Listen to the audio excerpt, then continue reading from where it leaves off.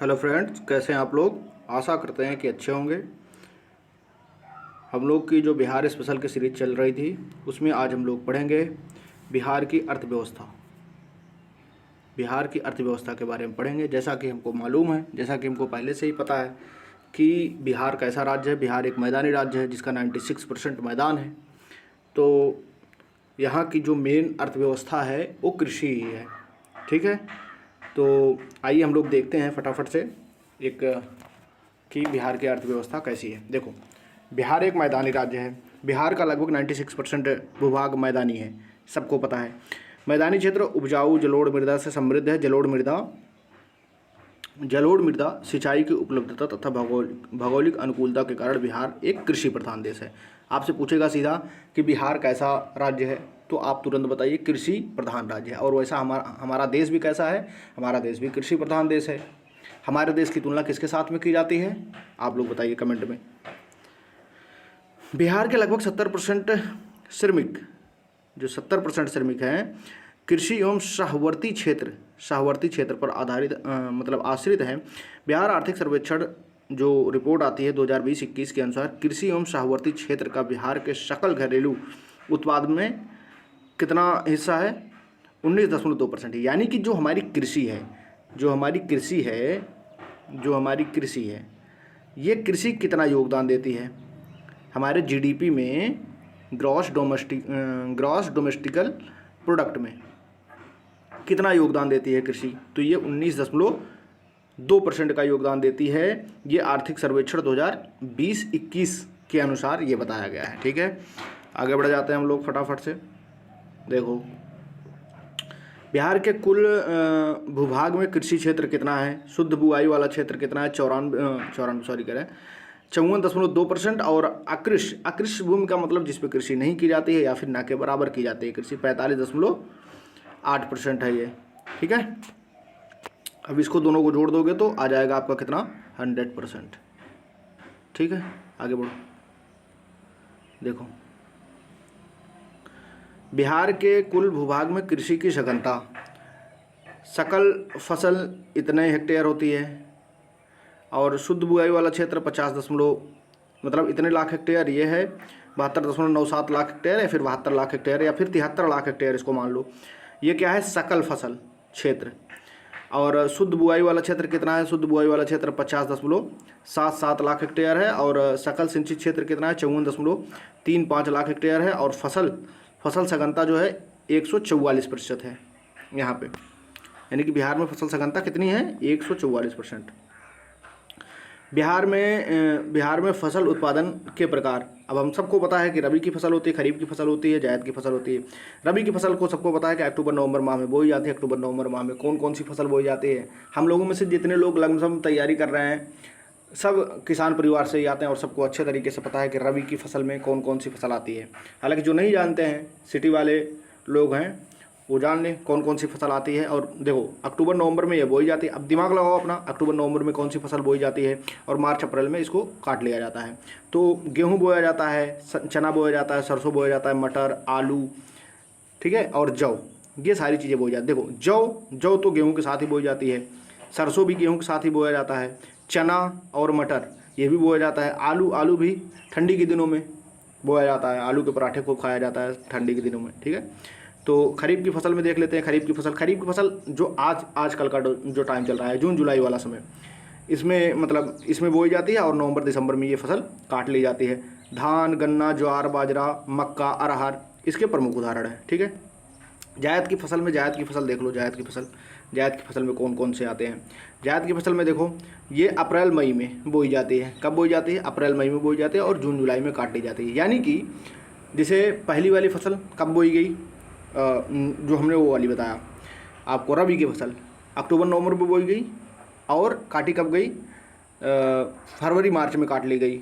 ठीक है, अब फरवरी मार्च के बाद से जो 3 महीने का समय बचता है, यानी कि खरीफ की फसल में आने का अप्रैल हो गया, मई हो गया, जून हो गया, तो फिर ये अप्रैल मई जून जो 3 महीने बचता है उसी में ये जायद की फसल की जाती है। और जायद की फसल में ज़्यादातर खरबूज, ककड़ी, खीरा यही सब आते हैं। ठीक है, अब देख लो इसमें कौन कौन सी फसल आती है। मक्का आ जाती है, मक्का, जूट, मरुआ, ध्यान रखो, मरुआ, तरबूज, ककड़ी, मरुआ, तरबूज, ककड़ी, मूंग, लोबिया, पत्तेदार सब्जियां इत्यादि। अच्छा, एक चीज़ ये देख लो, मूंग सबसे कम दिन में, सबसे कम समय में तैयार होने वाली फसल है मूंग। अगर आपसे कभी पूछ लेता है प्रश्न कि सबसे कम समय में कौन सी फसल तैयार हो जाती है, तो मूंग ऐसी फसल है, मूंग, जो कि सबसे कम समय में तैयार हो जाती है। ठीक है, आगे बढ़ जाओ। देखो, बिहार में सर्वाधिक उपजाई जाने वाली फसल कौन सी है? धान है। सबसे अधिक कौन सी फसल उगाई जाती है? धान। और दूसरी फसल गेहूँ है। अच्छा, आप लोग ये बताओ कि बिहार, उत्तर प्रदेश में कह रहे हैं, पूरे भारत में सबसे अधिक उगाई जाने वाली फसल कौन सी है? पूरे भारत के अंदर सर्वाधिक उगाई जाने वाली फसल कौन कौन सी है? अच्छा, ये बताओ, एक धान जो इसे यहाँ आ गया धान, तो एक है भारतीय चावल अनुसंधान संस्थान और एक है राष्ट्रीय चावल अनुसंधान संस्थान। ठीक है, एक है भारतीय, देख लो इसको, भारतीय चावल अनुसंधान संस्थान, चावल अनुसंधान संस्थान, ये कहाँ है? पहला प्रश्न हो गया। दूसरा प्रश्न आपको बताना है कि राष्ट्रीय चावल अनुसंधान संस्थान कहाँ है? राष्ट्रीय चावल अनुसंधान संस्थान कहाँ है? तीसरा प्रश्न आपको बताना है कि अंतर्राष्ट्रीय यानी कि इंटरनेशनल चावल अनुसंधान संस्थान कहाँ है? चावल अनुसंधान संस्थान कहाँ है? अच्छा, आपको जो करंट की जो न्यूज़ बता रही हैं, आपको ये बताओ कि जो अपना अंतर्राष्ट्रीय चावल अनुसंधान संस्थान जो कि फिलीपींस की राजधानी मनीला में है। ठीक है, चलो मैं एक प्रश्न बता दिया आपको। इसका आपको बताना है कि क्षेत्रीय कार्यालय भारत में कहाँ पर खुला है? क्षेत्रीय कार्यालय,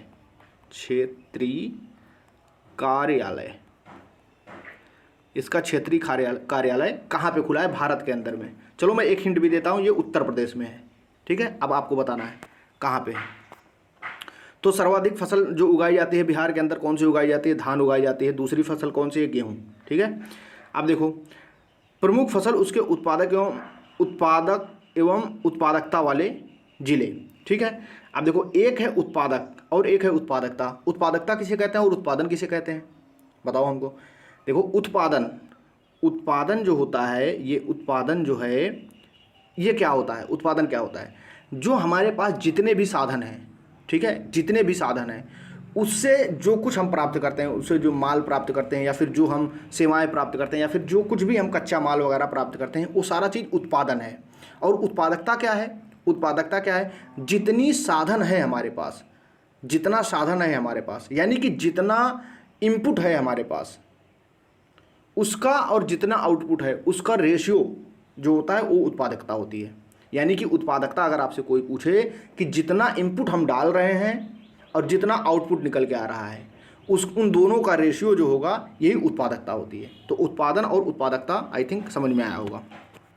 अब देखो, ये फसल है, इधर फसल दिया है, इधर सर्वाधिक उत्पादन वाले जिले दिया है और यहाँ सर्वाधिक उत्पादकता वाले जिले हैं। ठीक है, चावल कहाँ होता है? रोहतास, सासाराम, बिहार, जो सासाराम मतलब शेरशाह सूरी वाला जिला है, ऐसे ही मान लो, सासाराम यहीं पे है, शेरशाह सूरी वाला। ठीक है, गेहूँ भी कहाँ होता है? सासाराम में ही होता है। मक्का देखो कहाँ होता है? कटिहार, वही कटिहार जो भागलपुर और कटिहार, जहाँ से सीमा बनाती हुई गंगा नदी बाहर की तरफ निकल जाती है। ठीक है, कटिहार जिला। और दलहन पटना में होता है। ठीक है, अब देखो, उत्पादकता कहाँ पे ज़्यादा है इसकी? उत्पादकता यानी कि जितना इनपुट हम डाल रहे हैं उससे अधिक आउटपुट निकल के आ रहा है, या फिर जितना इनपुट और आउटपुट का जो रेशियो है वही होता है उत्पादकता। तो उत्पादकता क्या है? उत्पादकता पश्चिमी चंपारण में सर्वाधिक है। किसकी उत्पादकता? चावल की उत्पादकता सबसे ज़्यादा कहाँ है? पश्चिमी चंपारण में। पश्चिमी चंपारण वही जो कि उत्तर प्रदेश से सीमा साझा करता है। और गेहूं की सर्वाधिक उत्पादकता कहाँ है? बेगूसराय, कन्हैया कुमार वाला जिला बेगूसराय। किस प्रमंडल का हिस्सा है? मुंगेर प्रमंडल का हिस्सा है। मुंगेर प्रमंडल का हिस्सा है। अररिया हमको पता है नेपाल से सीमा साझा करता है। जहानाबाद हमने आपको बताया था। देखो, अररिया किसके लिए है? मक्का के लिए। देख लो फिर से, इसको साफ करके फिर से देख लो। चावल के लिए सर्वाधिक उत्पादकता वाला जिला कौन सा है? पश्चिमी चंपारण। ठीक है, गेहूं के लिए कौन सा है? बेगूसराय। मक्का के लिए कौन सा है? अररिया। दलहन के लिए जहानाबाद। अब देखो कुछ देखो, अररिया जो है अपना, अररिया ये किससे सीमा साझा करता है? नेपाल से। अब हमको तुम बताओ कि बिहार लिखना था, विरह लिख रहे हैं, बिहार से जो हमारा नेपाल का बॉर्डर मतलब साझा होता है ये कितने किलोमीटर है, आपको कमेंट बॉक्स में बताना। या चलो हम ही बता देते हैं, जो बिहार है अपना, बिहार नेपाल से कितना सीमा साझा करता है, तो बिहार नेपाल से सीमा साझा करता है 729 किलोमीटर। कितना सीमा साझा करता है, 729 किलोमीटर। और बिहार का क्षेत्रफल कितना है, 94,163 वर्ग किलोमीटर। याद रखने वाली चीज़ है, सीधा सीधा फैक्ट है, सीधा पूछ लेगा आपसे, तो आपको अगर पता है तो आप बता देंगे। अब देखो अररिया की बात आ गई, तो अररिया हमने बता दिया। अब बताओ जहानाबाद की बात आ गई। मैंने जहानाबाद के बारे में कुछ बताया था आपसे। जहानाबाद में क्या है, जहानाबाद से ही अरवल अलग हुआ था। अरवल क्या है, अरवल हमारा 38वां जिला है, बिहार का 38वां जिला है। अच्छा, अभी हाल ही की न्यूज़ है, लगभग जुलाई की न्यूज़ है, ये जुलाई की न्यूज़ है। एक जो है बना है अपना, चलो देखते हैं हम। तो आपको ये पता चल गया होगा कि सर्वाधिक उत्पादकता वाले ज़िले कौन कौन से हैं। चावल में पश्चिमी चंपारण आ जाएगा अपना, चावल में पश्चिमी चंपारण, और गेहूं में बेगूसराय, और मक्का के लिए अररिया और जहानाबाद। किसके लिए, दलहन के लिए। ठीक है। अब उत्पादन की दृष्टि से बिहार के 3 फल, मतलब फल कौन कौन से फल का उत्पादन ज़्यादा होता है, एक केला का, दूसरा आम का, तीसरा अमरूद का। ठीक है। बिहार में सर्वाधिक लीची का उत्पादन मुजफ्फरपुर एक जिला है बिहार का, यहाँ पे सर्वाधिक लीची का उत्पादन होता है। बिहार में जितनी लीची उत्पादित होती है लगभग उसका 48%, या आप सीधा सीधा मान लो 50% के करीब मुजफ्फरपुर जिला से ही उत्पादित किया जाता है। क्या, लीची। ठीक है, आगे बढ़ो, आगे बढ़ जाते हैं हम लोग। देखो,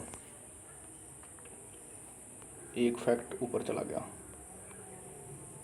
देखो, बिहार में सर्वाधिक गन्ना उत्पादन कहाँ होता है, पश्चिमी चंपारण में होता है। बिहार के कुल उत्पादन का 53%, जैसे मुजफ्फरपुर 48% करता है कुल लीची उत्पादन का, वैसे ही बिहार का पश्चिमी चंपारण जो जिला है ये जो है क्या काम करता है, गन्ना उत्पादन का 53% गन्ना का उत्पादन कौन सा बिहार का कौन सा जिला करता है, तो आपका करता है पश्चिमी चंपारण। बिहार में सर्वाधिक चाय एवं जूट, मतलब चाय का उत्पादन कहाँ होता है, किशनगंज में। और जूट का उत्पादन कहाँ होता है, पूर्णिया में होता है। बिहार में 2020-21 में कुल खाद्यान्न 17.952 लाख टन अनुमानित थी। और बिहार में कृषि एवं शाहवर्ती क्षेत्र में 2016-17 से 2020-21 के दौरान 2.1% की दर से वृद्धि हुई है। ये फैक्ट आपके लिए इंपॉर्टेंट नहीं है, आप तो ये याद रखो बस। कौन सा, देखो यहाँ से लीची में मुजफ्फरपुर, गन्ना में पश्चिमी चंपारण, चाय में किशनगंज, और जूट में पूर्णिया वही जो पश्चिम बंगाल से सीमा साझा करता है। किशनगंज भी पश्चिम बंगाल से सीमा साझा करता है, ये वाला किशनगंज। और पश्चिमी चंपारण किससे सीमा साझा करता है, उत्तर प्रदेश से, और नेपाल से भी सीमा साझा करता है। ठीक है, आगे देखो। बिहार में कुल खाद्यान्न उत्पादन का लगभग जो है 6.6% उत्पादित करता है। मतलब बिहार जितना भी खाद्यान्न का मतलब गेहूँ, चावल, ये सारी चीज़ें इसमें आती हैं खाद्यान्न में। तो बिहार भारत के कुल खाद्यान्न उत्पादन का 6.6% उत्पादित करता है। मतलब जितना खाद्यान्न पूरे भारत में उत्पादित होता है उसका 6.6% कौन उत्पादित करता है, उसका 6.6% बिहार राज्य उत्पादित करता है। अच्छा, अब देखो एक आ गया ये, वर्ष 2012 में अब तक बिहार को 5 बार कृषि कर्मण पुरस्कार मिला है। तो कृषि कर्मण पुरस्कार की शुरुआत कब हुई थी, हमको बता दो। कृषि कर्मण पुरस्कार की शुरुआत 2010-11 में हुई थी। कृषि कर्मण पुरस्कार की शुरुआत कृषि कर्मण पुरस्कार की शुरुआत जो है 11-12 में हुई, 2011-12 में हुई है। ठीक है, अब देख लो आगे। देखो, वर्ष 2012 से अब तक बिहार राज्य को 5 बार कृषि कर्मण पुरस्कार मिल चुका है। यहाँ पे लिखा भी है, देखो ये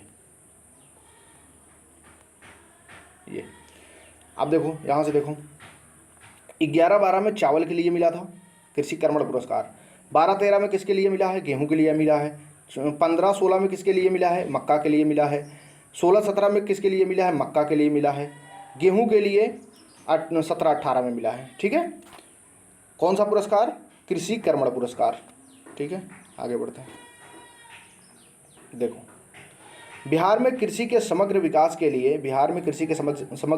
लिए 3 कृषि रोड मैप का निर्माण किया गया है। रोड मैप का मतलब एक पहले से ही योजना बना लेना कि हमको आगे किस तरीके से कृषि करनी है। जैसे अभी हाल ही में एक न्यूज आई है, हाल ही में गंगा के किनारे लगभग 5 किलोमीटर इधर साइड में, 5 किलोमीटर इधर साइड में क्या किया जाएगा, जैविक खेती की जाएगी। जैविक खेती करने का फ़ायदा क्या होगा कि यहाँ पे जितने भी कीटनाशक वगैरह का प्रयोग किया जाता था, अब उस कीटनाशकों का प्रयोग नहीं होगा, और जब बारिश होगी तो यहीं से पानी बहकर इसमें पहुँचता है, यहाँ से पहुँचता है इस गंगा नदी में।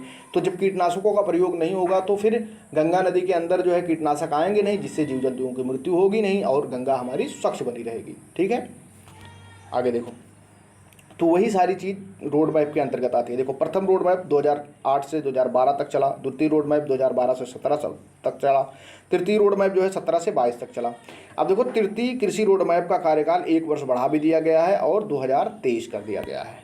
ठीक है, अब देखो, राज्य सरकार कृषि से जुड़े विभागों को साथ लेकर कृषि के समग्र विकास के लिए एक समिति गठित किया गया है, जिसके अध्यक्ष कौन होते हैं, मुख्यमंत्री होते हैं। अब देखो, चौथे जैसे अपना ये है नीति आयोग। नीति आयोग का अध्यक्ष कौन होता है, नीति आयोग का अध्यक्ष कौन होता है, हमेशा भारत का प्रधानमंत्री होता है, पीएम। अब बताओ हमको तुम, नीति आयोग जो है ये कैसी संस्था है, नीति आयोग जो है कैसी संस्था है, नीति आयोग कैसी संस्था है। नीति आयोग भैया ये जो है एक जो है गैर संवैधानिक और कार्यकारी संस्था है, ये भी याद रखो, गैर संवैधानिक और कार्यकारी संस्था है। इसका निर्माण कैसे किया गया था, इसका निर्माण डायरेक्ट कैबिनेट के द्वारा किया गया था, कैबिनेट मंत्रियों के द्वारा किया गया था। ठीक है, तो आप लोग याद रखो, नीति आयोग, नीति का कभी कभी फुल फॉर्म पूछ लेता है, नेशनल नीति, NITI, क्या होता है इसका फुल फॉर्म, इसका फुल फॉर्म आप लोग हमको कमेंट बॉक्स में बताइए, मैं भी अभी नहीं याद कर पा रहा हूँ इसको। ये तो होता है ट्रांसफॉर्मिंग इंडिया, और ये नेशनल आई को मैं भूल रहा हूँ, यहाँ पे आई को मैं भूल रहा हूँ। तो चलो ठीक है, नेक्स्ट वीडियो में बता भी दूंगा इसको, आप लोग भी बताने की कोशिश करिए। ठीक है, तो चौथे, अब देखो यहाँ पे चौथे कृषि रोड मैप की तैयारी की जा रही है। इसका कार्यकाल 1 अप्रैल 2023 से लेकर कहाँ तक होगा, 31 मार्च 2028 तक होगा। इस रोड मैप में जलवायु अनुकूल कृषि, विविधीकरण आदि पर विशेष बल दिया जाएगा। अब आपसे पूछेगा कि अभी तक बताओ कितने कृषि रोड मैप तैयार किए जा चुके हैं बिहार के अंदर, तो आप बताना कि 3 अभी तक तैयार किए जा चुके हैं, और चौथा वाला 1 अप्रैल 2023 से लेकर 31 मार्च 2028 तक बनेगा। ठीक है, और इसमें चौथे वाले में किस पे विशेष फोकस किया जा रहा है, जलवायु अनुकूल कृषि पर। जलवायु अनुकूल कृषि का मतलब ये है कि ऐसी कृषि करना हमको जो जलवायु के अनुकूल हो, यानी कि जैविक कृषि करना। अच्छा, आप लोग ये बताओ हमको कि जैविक खेती को अनिवार्य करने वाला भारत का पहला राज्य कौन सा है। मतलब यहाँ पे अगर आप जैविक खेती नहीं करेंगे, कीटनाशकों का प्रयोग करेंगे, यूरिया का प्रयोग करेंगे, मतलब रासायनिक उर्वरकों का प्रयोग करेंगे, तो आपके ऊपर फाइन चार्ज लग जाएगा। अब बताओ ये कौन सा राज्य है, आप लोग कमेंट बॉक्स में बताने की कोशिश करो। ठीक है, अब देखते हैं बिहार में सिंचाई के बारे में। हम लोग खेती करनी है तो सिंचाई जरूरी है। अब बिहार में देखो, बिहार में सिंचाई कैसे कैसे की जाती है, नहरों के द्वारा की जाती है, नलकूपों के द्वारा की जाती है, पाइप के द्वारा की जाती है, पाइन के द्वारा की जाती है, तालाब के द्वारा की जाती है और कुओं के द्वारा की जाती है। अब आपको ये बताना है, यहाँ पे एक प्रश्न आ गया, कुओं के द्वारा की जाती है, तो सर्वाधिक सिंचाई कहाँ पर कुओं के माध्यम से की जाती है और कहाँ पर, अभी किस राज्य में तालाब के माध्यम से। ये तो छोड़ दो, कुओं के माध्यम से छोड़ दो, आप ये बताओ हमको सिर्फ तालाब के माध्यम से सर्वाधिक सिंचाई कहाँ पे की जाती है, किस स्टेट में की जाती है। तो बिहार में भी जो है नहर के माध्यम से की जाती है, नलकूप के माध्यम से की जाती है, पाइन के माध्यम से, तालाब के माध्यम से और कुओं के माध्यम से बिहार में सिंचाई की जाती है। और बिहार में कुल सिंचित क्षेत्र कितने हैं, 64% हिस्सा जो है सिंचित क्षेत्र का 64% हिस्सा, सिंचित क्षेत्र का मतलब जहाँ पे सिंचाई की जा रही है उसका 64% हिस्सा किससे होता है, नलकूपों से। यानी कि आपसे प्रश्न पूछेगा कि बिहार में सर्वाधिक सिंचाई किसके माध्यम से की जाती है, आप तुरंत जवाब दीजिएगा, किसके माध्यम से, नलकूपों के माध्यम से। ठीक है, अब पशुपालन में देख लो, कृषि प्रधान राज्य होने के कारण बिहार में पशुपालन रोजगार एवं आय का एक प्रमुख साधन है। आर्थिक सर्वेक्षण रिपोर्ट 2021-22 के अनुसार बिहार में 2019 में पशुओं की कुल संख्या 365.4 लाख थी। ठीक है, आगे बढ़ो।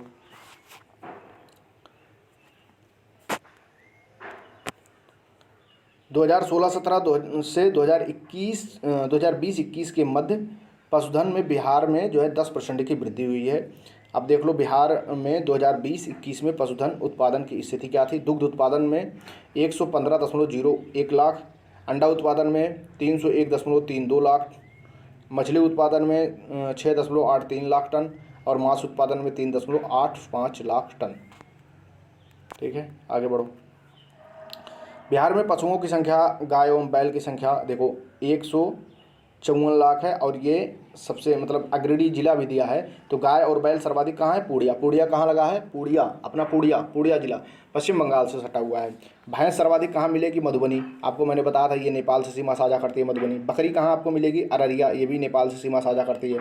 मुर्गी और बत्तख कहाँ पे मिलेंगे? कटिहार और भागलपुर, जहाँ से गंगा नदी बाहर की तरफ निकलती है। ठीक है, आगे बढ़ो। ये डेटा, ये वाला डेटा आपके काम का नहीं है, ये वाला डेटा, इस डेटा का कोई मतलब नहीं। आप सिर्फ इतना याद रखो कि बिहार में पशुओं की संख्या और अग्रणी जिले, गाय और बैल कहाँ मिलेंगे ज़्यादा? पूर्णिया में। भैंस कहाँ मिलेगी ज़्यादा आपको? मधुबनी में। बकरी कहाँ मिलेगी आपको? अररिया में। मुर्गी कहाँ मिलेगी? कटिहार में। ठीक है, ज़्यादा, सर्वाधिक मात्रा में। आगे बढ़ो, देखो खनिज, देखो भूप्रपटी, पृथ्वी की भूप्रपटी या भूगर्भ में प्राकृतिक रूप से पाए जाने वाले तत्वों को हम क्या कहते हैं? खनिज कहते हैं। मतलब तत्व तथा इनके यौगिकों को हम क्या कहते हैं? खनिज कहते हैं। इन्हें भौतिक एवं रासायनिक गुणों के आधार पर धात्विक एवं अधात्विक रूप से बांटा जाता है। यानी कि इनको कुछ ऐसे जो है खनिज हैं जिसको हम धातु कहते हैं, कुछ ऐसे खनिज हैं जिसको हम अधातु कहते हैं। ठीक है, आगे बढ़ो। देखो बिहार से झारखंड के विभाजन, अब बताओ, तुरंत बताओ हमको, बिहार से झारखंड कब अलग हुआ? ये बताओ, बिहार से झारखंड कब अलग हुआ? डेट सहित बताओ हमको। दूसरा, बिहार से उड़ीसा कब अलग हुआ? कमेंट बॉक्स में कमेंट करके बताओ तुरंत। ठीक है, बिहार से झारखंड के विभाजन के पूर्व बिहार में देश का लगभग 25% खनिज था। कारण इसका था छोटा नागपुर का पठार इसी में आता था, जो कि खनिजों के लिए प्रचुर मात्रा में फेमस है। ठीक है, ये मुख्यतः छोटा नागपुर पठारी क्षेत्र में पाए जाते थे। और फिर जब इनका विभाजन हो गया तो अब सिर्फ कितने मतलब बचे हैं, कितना परसेंट खनिज यहाँ पे है? 2 से 3%, मात्र 2 से 3%, लगभग 23 से 24%, मतलब 98 से 99% तक खनिज हमारा कहाँ चला गया? झारखंड के पास चला गया। ठीक है, और झारखंड जब अलग हुआ था तो कितना परसेंट, बिहार का कितना परसेंट क्षेत्रफल लेके अलग हुआ था? बताओ कमेंट में। 46%, याद रखो ये चीज़। आगे देखो, वर्तमान बिहार में दक्षिणी सीमा पर धारवाड़ एवं विंध्य क्रम की चट्टानें, हमने बताया था आपको बिहार का रफ मैप। दक्षिणी क्रम मतलब यहाँ पे और यहाँ पे, और यहाँ पे देखोगे आप, सॉरी रुक जाओ 1 मिनट, ये देखो ये बिहार है। बिहार में ऐसे भाई ये गंगा नदी भागलपुर और कटिहार से सीमा बनाते हुए बाहर की तरफ निकल गई। यहाँ बक्सर के पास है चौसा नामक स्थान से एंटर की। कौन सी नदी? गंगा नदी। ठीक है, अब यहाँ पे इस किनारे पर देखो कौन सी क्रम की चट्टानें हैं? विंध्य क्रम की चट्टानें। और यहाँ इसके बगल धारवाड़ क्रम की चट्टानें। फिर मगध का जो है आपका मैदान है, फिर अंग का मैदान है, ऐसे करके है ना। तो फिर यहाँ पे देखो, यहीं पे वही चीज़ बता रहा है, वर्तमान बिहार में दक्षिणी सीमा पर धारवाड़ एवं विंध्य क्रम की चट्टानें पाई जाती हैं। अब देखो हमने बताया था आपको कि विंध्य क्रम की चट्टानों में ही चूना पत्थर पाया जाता है। तो यहाँ पे लिखा है क्या? देखो, बिहार में पाए जाने वाले मुख्य खनिज चूना पत्थर, पायराइट, अभ्रक, मैग्नीज, चीनी मिट्टी, क्वार्टज और बॉक्साइट है। ठीक है, ये चीज़ याद करने वाली है। सीधा प्रश्न आपसे पूछ लेगा कि किस जिले में कौन सा धातु पाया जाता है। अब देख लो कौन से जिले में कौन सी धातु पाई जाती है। देखो 1 मिनट, देखो ये है खनिज, ये है उत्पादक जिले या फिर क्षेत्र कह लो, या उसकी विशेषताएं, मतलब कहाँ पे यूज होता है। चूना पत्थर देखो, हमने पहले ही बताया था कि चूना पत्थर सीमेंट उद्योग में हमेशा यूज होता है, कच्चा माल है ये। रोहतास में सीमेंट कारखाना भी स्थापित है। अब जहाँ पे भाई रहेगा, जैसे चूना पत्थर अगर रोहतास में हमको मिल रहा है तो हम किशनगंज में थोड़ी नहीं जाके लगाएंगे, इतना तो ट्रांसपोर्टेशन कास्ट ही लग जाएगा वहाँ पे पहुँचने पे। ठीक है, तो हम जहाँ पे हमको कच्चा माल उपलब्ध होता है वहीं पर उस चीज़ की फैक्ट्री लगाते हैं। और ख़ासकर जैसे कोई नदी वगैरह है तो उसी के किनारे लगा लेंगे, और भी ज़्यादा फ़ायदा होता है, क्योंकि उद्योगों को ज़्यादा मात्रा में जल की आवश्यकता होती ही होती है। ऐसा कोई उद्योग नहीं जहाँ पर जल की आवश्यकता नहीं होती, सभी जगहों पर जल की आवश्यकता लगभग होती है। अब देखो चूना पत्थर कहाँ मिलेगा? रोहतास की पहाड़ी और कैमूर की पहाड़ी में ये मिलता है। क्या मिलता है? चूना पत्थर। अब आपसे अगर प्रश्न पूछेगा कि चूना पत्थर बिहार में कहाँ पे मिलता है, किस जिले में मिलता है चूना पत्थर, तो आप तुरंत बताइए रोहतास। याद रखो रोहतास में ही सासाराम स्थित है, जहाँ पर शेरशाह सूरी का मकबरा है। मैं एक बार नहीं, ये इस बात को 10 बार बता चुका हूँ आपसे, ठीक है। आगे देखो, पायराइट देखो, पायराइट, पायराइट रोहतास में अमझौर एवं बंजारी स्थान पर पाया जाता है। ये भी पायराइट भी कहाँ पाया जाएगा, आपका रोहतास में ही पाया जाएगा। भारत के कुल भंडार का पायराइट, भारत के कुल भंडार का 95% बिहार में ही है। यह गंधक का प्रमुख स्रोत है। इसका उपयोग कहाँ किया जाता है, उर्वरक उद्योग, कागज उद्योग और पेट्रोलियम शोधन में किया जाता है। किसका, पायराइट का, ठीक है। ये भी रोहतास में ही पाया जाता है। अभ्रक देख लो, अभ्रक उत्पादन में भारत नंबर 1 पे है, आपको पता होगा। अब देखो यहाँ पे कहाँ कहाँ पाया जाता है, नवादा में, गया में, जमुई में, मुंगेर में, सारे जिले आपको पता होंगे। मुंगेर एक प्रमंडल भी है, ठीक है। और जमुई, नवादा, गया ये सभी झारखंड से सीमा साझा करते हैं। तो विश्व में सबसे उच्च कोटि का अभ्रक बिहार में पाया जाता है। और अभ्रक विद्युत का कुचालक होता है, इसलिए इसका उपयोग विद्युत उपकरण, इलेक्ट्रॉनिक उद्योग में किया जाता है। कुचालक का मतलब यहाँ पे इसका करंट का फ्लो नहीं होता है, यानी कि जैसे दो तारों के बीच में अगर अभ्रक का हम कोई एक वो लगा दें, बैरिएशन लगा दें, बैरियर टाइप का लगा दें, जैसे तार सट जा रहे हैं, तो वहाँ पे अभ्रक का जो है अगर कोई हम बैरियर लगा दें जिससे दोनों तार ना सटने पाए, तो यही काम होता है इसका, अभ्रक का। ऐसी जगहों पे इसका यूज किया जाता है। यानी कि ये जो है विद्युत का कुचालक होता है, यानी कि विद्युत धारा का प्रवाह इसमें नहीं होता है अभ्रक में, ठीक है। और बिहार में सबसे अधिक उच्च कोटि का अभ्रक पाया जाता है। और भारत अभ्रक उत्पादन में पूरे विश्व में प्रथम स्थान पर है, याद रखो ये बात। आगे देखो, चीनी मिट्टी देख लो, चीनी मिट्टी भागलपुर और बांका और मुंगेर में। अब बताओ, बांका और भागलपुर याद है आपको ना, किससे सीमा साझा करते हैं, बताओ। बांका और भागलपुर किससे सीमा साझा करते हैं, ये अपने सीमा साझा करते हैं झारखंड से। और मुंगेर प्रमंडल हमने बताया था, जिसमें लखीसराय और बेगूसराय आते हैं, उसी का हिस्सा है मुंगेर।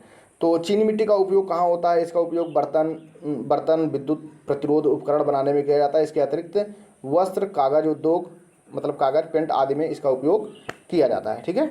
आगे बढ़ते हैं हम लोग। क्वार्टजाइट कहाँ पे है, मुंगेर में। खड़गपुर की पहाड़ियाँ और जमुई तथा गया में पाया जाता है। इसका उपयोग भवन निर्माण सामग्री के रूप में किया जाता है। क्वार्टजाइट। बॉक्साइट देखो, बॉक्साइट किसका अयस्क होता है, बताओ हमको। बॉक्साइट एल्युमिनियम का अयस्क है। किसका अयस्क है, बॉक्साइट किसका अयस्क है, एल्युमिनियम, Al का अयस्क है। कौन, ये बॉक्साइट, ठीक है। अब देखो बॉक्साइट कहाँ पाया जाता है, बिहार में मुंगेर में पाया जाता है, खड़गपुर की पहाड़ियों में पाया जाता है। बॉक्साइट एल्युमिनियम का अयस्क, देखो यहाँ लिखा भी है। एल्युमिनियम का उपयोग बृहत रूप में किया जाता है। कहाँ किया जाता है एल्युमिनियम का उपयोग, जैसे बाथरूम वगैरह के जो वो होते हैं, डोर वगैरह होते हैं, वहाँ पे इसका यूज़ किया जाता है। और इसका यूज़ जो है उसमें वायुयान में भी किया जाता है, इसका उपयोग जो है एल्युमिनियम का। आगे देखो खनिज और उत्पादक जिले, ठीक है। खनिज और उत्पादक जिले मतलब कौन सा खनिज कहाँ पाया जाता है और किस जिले में पाया जाता है और इसकी क्या उपयोगिता है या विशेषताएं, ठीक है। सोना देखो, सोना कहाँ पाया जाता है, जमुई में पाया जाता है। करमिटिया मुंगेर पश्चिमी चंपारण में। कहाँ पाया जाएगा, मुंगेर तो आपको पता है दक्षिणी बिहार का हिस्सा है, जमुई भी दक्षिणी बिहार का हिस्सा है, पश्चिमी चंपारण उत्तरी बिहार का हिस्सा है। तो सोना एक बहुमूल्य धातु है, सभी को पता है भाई। एक सोना वो वाला होता है जिसमें हम स्वप्न देखते हैं। एक सोना वो होता है जिसको पाने के बाद ही हम लोग, जो मानव जाति है वो पागल हो जाती है, ज़्यादातर अहंकार की भावना आ जाती है उसके अंदर ना। तो जैसे एक दोहा भी है ना, कनक कनक तक सयू नहीं मादकता अधिकाय, वही खाए बौराए नर वही पाए बौराए। तो ये स्वप्न वाला सोना नहीं है, ये सोना है कौन सा, जो पाने के बाद आदमी बौरा जाता है, ठीक है। तो सोना एक बहुमूल्य धातु है। बिहार के जमुई में सोने के विशाल भंडार का पता लगाया गया है। कहाँ, आपसे पूछेगा कि बिहार में सोना कहाँ पाया जाता है, तो तुरंत जमुई देखो ऑप्शन, और आप ऑप्शन को करो टिक और आपका नंबर बन गया, ठीक है। सोरा देख लो, सारण में पाया जाएगा, मुजफ्फरपुर में पाया जाएगा, बेगूसराय में, पूर्वी चंपारण में पाया जाता है। सोरा सोडियम और पोटेशियम नाइट्रेट के रूप में पाया जाता है। इसका उपयोग क्या होता है, बारूद बनाने में होता है। बारूद बनाने में इसका उपयोग किया जाता है। पटाखा, कांच, इस्पात उद्योग में किया जाता है इसका उपयोग, सूर्य का उपयोग, ठीक है। अब आगे देखो,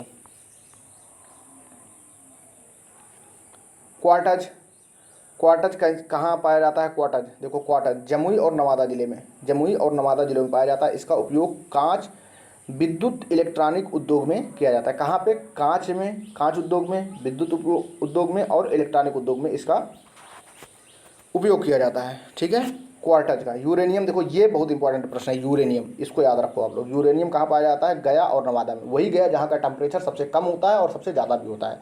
गर्मी में सबसे ज़्यादा, ठंडी में सबसे कम। कहाँ टेम्परेचर? बिहार का अगर आपसे पूछे कि बिहार का सर्वाधिक गर्म जिला कौन सा है, तो आप गया बताएंगे। सबसे ठंडा जिला कौन सा है, तो भी गया ही है, नवादा। गया और नवादा ये लगभग दोनों सटे भी हैं।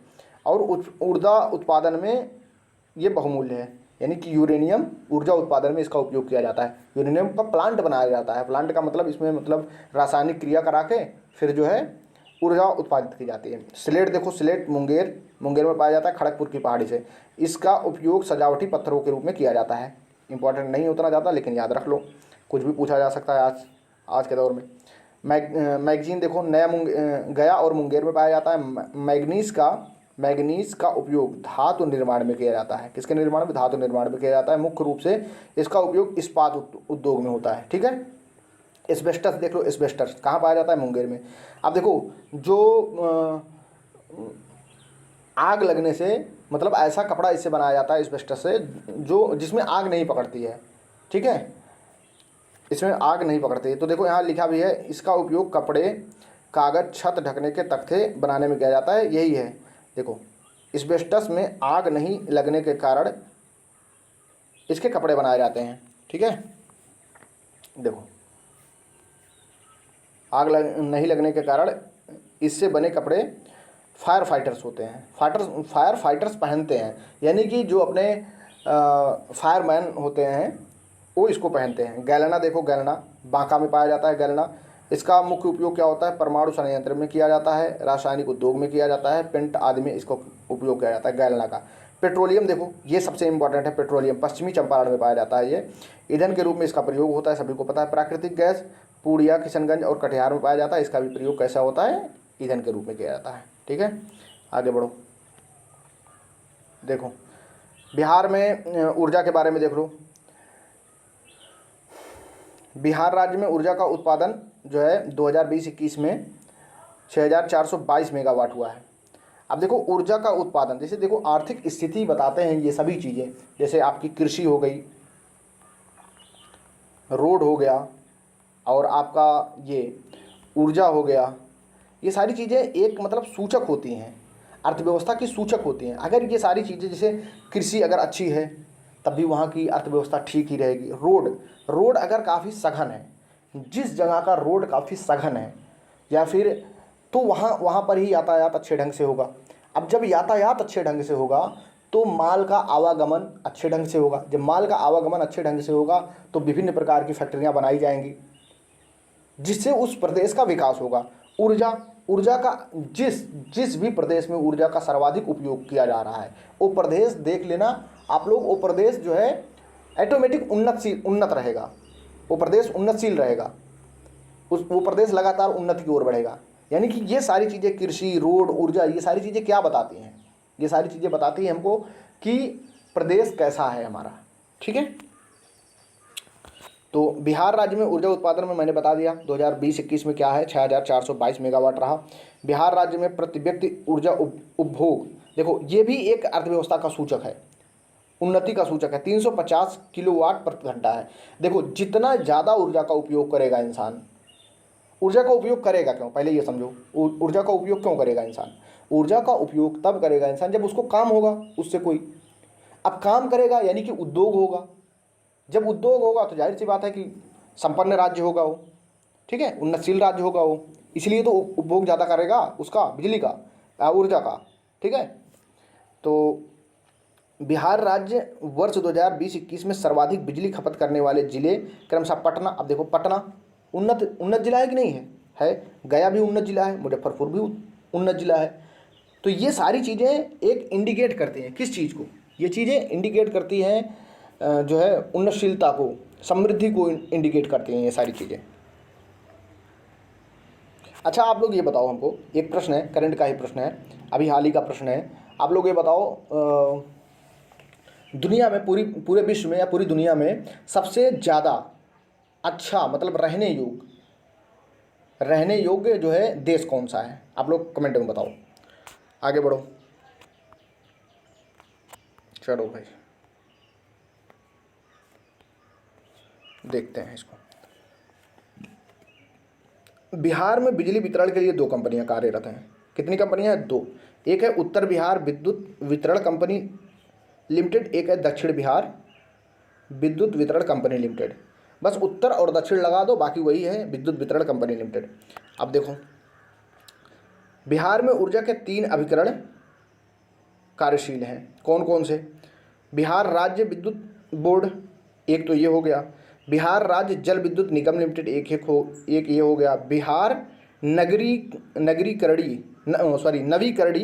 नवीकरणीय ऊर्जा विकास अभिकरण, यानी कि ब्रेटा, BHSPC और BSEB। ठीक है, ये और ये। अब देखो ये क्या है, ये कोयले वगैरह से पहला वाला करता है।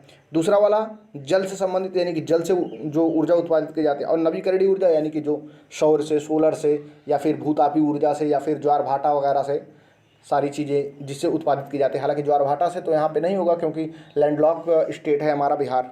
ठीक है, बिहार में कुल 13 जल विद्युत परियोजनाएँ चालू हैं, जिनसे हमको कितना मिलता है? 54.3% मेगावाट विद्युत का उत्पादन किया जाता है यहाँ से। देखो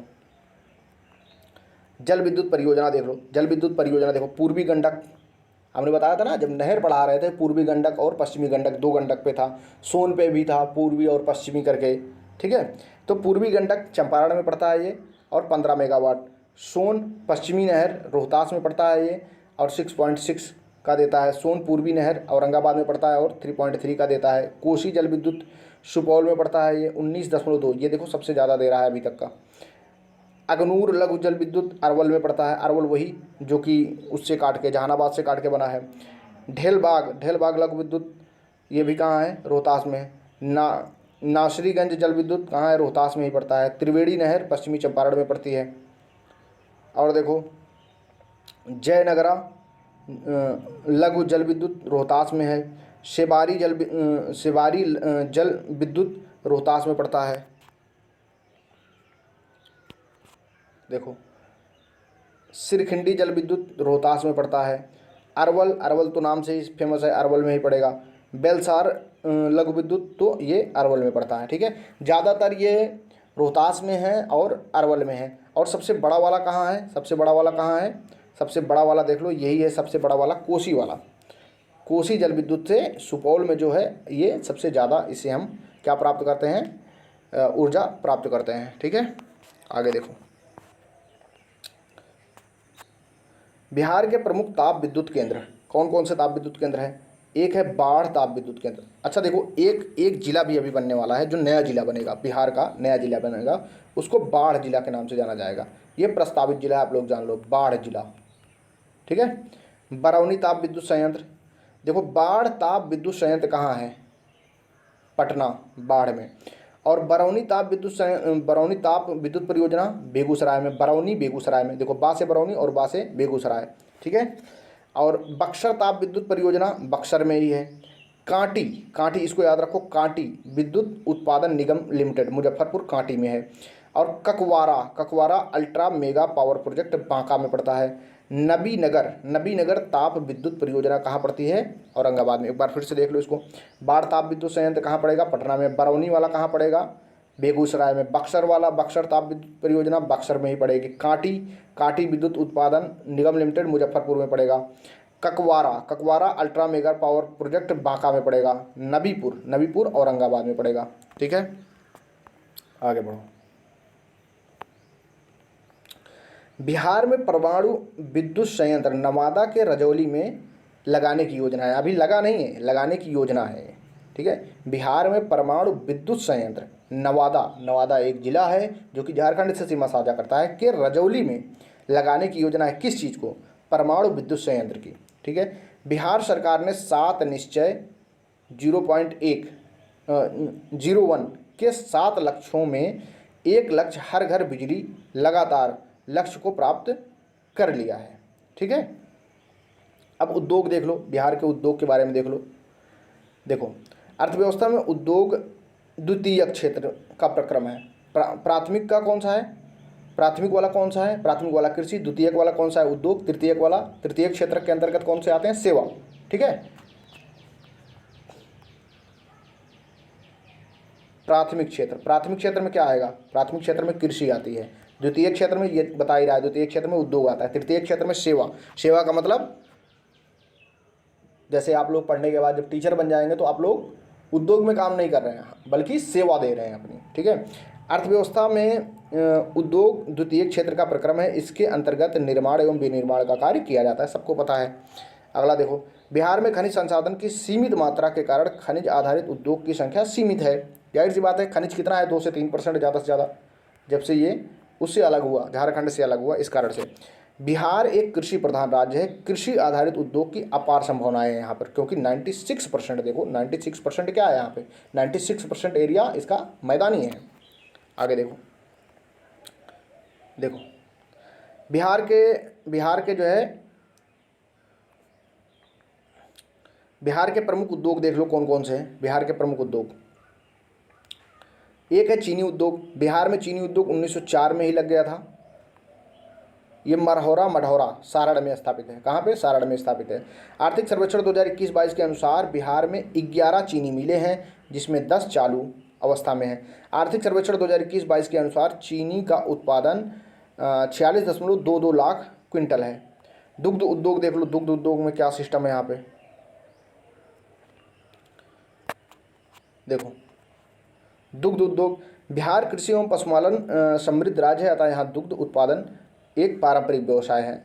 आर्थिक सर्वेक्षण 2021-22 के अनुसार बिहार में 115.01 लाख टन दुग्ध का उत्पादन होता है। आर्थिक सर्वेक्षण 2021-22 के अनुसार बिहार में दुग्ध की बिक्री 15.22 लाख लीटर रही है। अच्छा, आप लोग ये बताओ, दुग्ध उत्पादन में पहला स्टेट कौन सा है? फर्स्ट स्टेट दुग्ध उत्पादन में, अभी इस पर सस्पेंस भी है काफ़ी। पहला राज्य जो कि दुग्ध उत्पादन में, यानी कि दुग्ध उत्पादन में भारत का प्रथम राज्य कौन सा है जो कि सर्वाधिक दूध का उत्पादन करता है? देखो, इसमें 2 चीज़ें हैं। अभी एक जो नई रिपोर्ट आई उसमें बताया गया कि राजस्थान है, ठीक है, लेकिन एक रिपोर्ट और आई है जिसमें बताया गया कि उत्तर प्रदेश है। तो आप लोग ये दोनों बातें याद रखो, ठीक है। इतना हो गया हमारा, इतना लीटर प्रतिदिन बिक्री। आर्थिक सर्वेक्षण रिपोर्ट 2021-22 के अनुसार जो है बिहार में दुग्ध की बिक्री प्रतिदिन 15.22 लाख लीटर हो रही है, ठीक है। अब देखो जूट,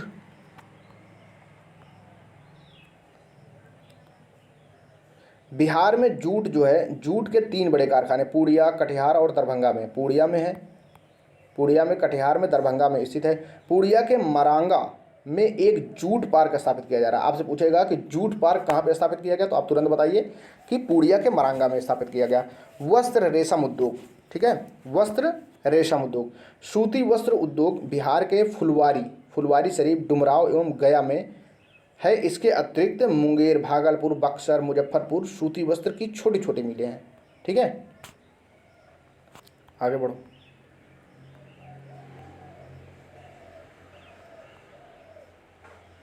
बिहार में भागलपुर रेशमी वस्त्रों के उत्पादन के लिए प्रसिद्ध है और बिहार में मलबरी, तसर और अंडी 3 प्रकार के रेशम का उत्पादन होता है। मलबरी, तसर और अंडी 3 प्रकार के रेशम का उत्पादन होता है और बिहार में भागलपुर क्षेत्र जो है रेशमी वस्त्रों के उत्पादन के लिए प्रसिद्ध है। मलबरी कहाँ कहाँ होती है देख लो, सहरसा में, सुपौल में, अररिया, मधेपुरम, पूर्णिया में। तसर बांका, मुंगेर, नवादा, कैमूर, जमुई, ये दक्षिणी बिहार है। अंडी कहाँ होता है? अंडी मतलब अंडी एक प्रकार है किसका? मलबरी का, रेशमी वस्त्रों का या रेशम का, ठीक है। तो अंडी मुजफ्फरपुर और बेगूसराय।